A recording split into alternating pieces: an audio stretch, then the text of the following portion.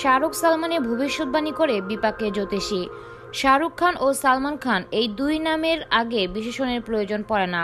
দুজনেরই ভক্ত অনুরাগী রয়েছে অনেক। দুই তারকাই এক ঝলক দেখার জন্য দেশ বিদেশের অনুরাগীরা অপেক্ষা করে থাকেন। বলিউডে এই দুই তারকাকে নিয়ে এবার বিস্ফোরক মন্তব্য করলেন এক জ্যোতিষী। তিনি জানালেন পৃথিবীতে শাহরুখ ও সালমানের শেষ দিন কবে। সম্প্রতি এক সাক্ষাৎকারে এই বিস্ফোরক দাবি করেছেন জ্যোতিষী সুশীল কুমার সিং। তারপর থেকে তার দিক থেকে ধেয়ে এসেছে কটাক্ষ। 2025 সালে শাহরুখ ও সালমানের জন্য কেমন তা নিয়ে প্রথমে আলোচনা করেন তিনি।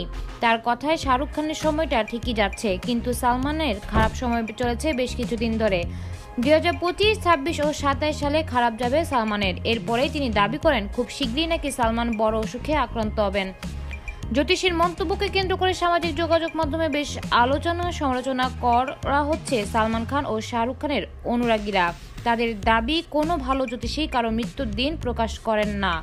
মৃত্যুদিন প্রকাশ করা জ্যোতিষশাস্ত্রে অনৈতিক বলে দাবি করেন তারা। অনুরাগীরা ইতিমধ্যে দুই তারকার জন্য প্রার্থনা শুরু করে দিয়েছেন। এমন আরও অনেক সংবাদ শুনতে আমাদের রেডিও শহরকে সাবস্ক্রাইব করে পাশে থাকুন। সানি আজমা, রেডিও শহর।